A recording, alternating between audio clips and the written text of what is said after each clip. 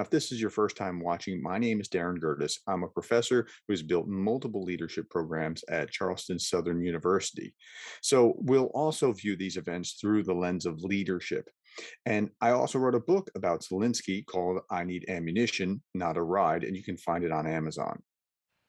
Okay, so in this episode, I want to talk about the Suwalki Gap. So, what is the Suwalki Gap? Okay, so this is an article. The Russians could come at any time, fear the Suwalki Gap on the EU border. So, let me show you on the map first what's going on here. At one point, and then after World War II, Poland got all of Poland back. The Lithuanians got all of Lithuania back for a brief time before the Soviets took over both Lithuania and Poland.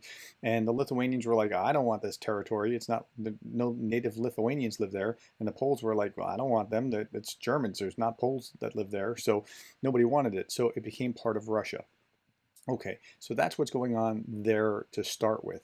Now, there's an article in The Guardian a little while. Why is Kaliningrad at the center of a row between Russia and Lithuania? Well, Kaliningrad, which is about the size of Connecticut, um, is part of Russia. It's like a state in the United States. It's a province of Russia, even though it's disconnected.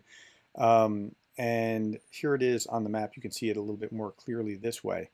Okay, so the Lithuanians last week said, you know what, you can't use our rail to ship your sanctioned goods, the Western sanctioned goods, to Belarus. Now, this here is Belarus, and you can't ship it through here, and it doesn't ship through Poland to begin with.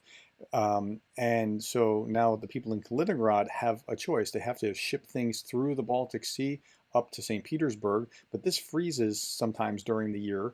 Okay, so this is like in the winter, this is going to be hard to get through. And so, the Russians are going ballistic about this. Like, how can you do this? You're blockading our coast. Well, you're kind of doing that to Ukraine. Okay, so that's what's going on. Now there's this little strip, and I want to show you again, the Russians could come at any time, fear the Suwalki Gap residents.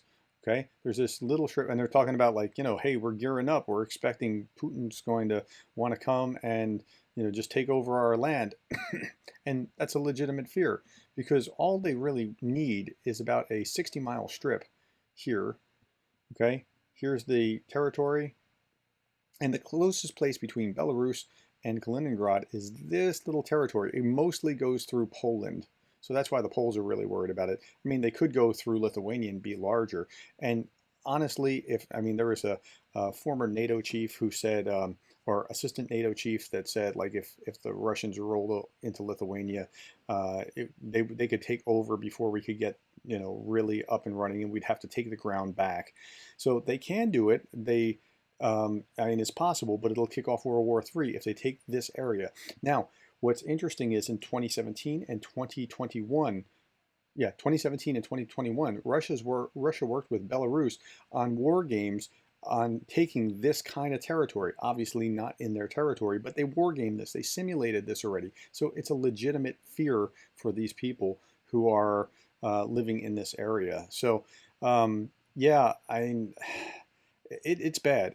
This could be the start of and I think this was where this was with the war games. Threat to Lithuania, particularly given the Lithuanians have imposed sanctions on Russian goods to Kaliningrad, is certainly real concern. The reality is that number one, Russia is completely fixed on Ukraine at the moment, but that does not mean that there's not a threat. Its only response is reinforcement. So that's it. And then here's the general. His name was Sharif. He sees nothing good for Blias and his neighbors. There's no way NATO could be able to recapture the Baltic states without mounting an operation the scale of D-Day.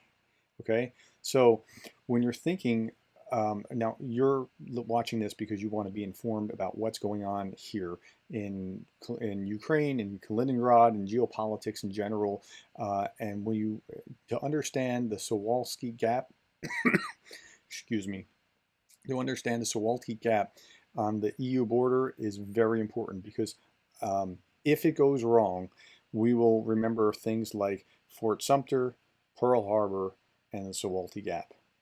Hey, if this video was helpful, hit like to help others find it in YouTube's algorithm. Subscribe so that you can stay informed. And one more thing, if you are moved to contribute to the humanitarian aid for Ukraine, I have a link below for Samaritan's Purse. If you want to give, be sure to give only to reputable organizations. There's a lot of scammers out there.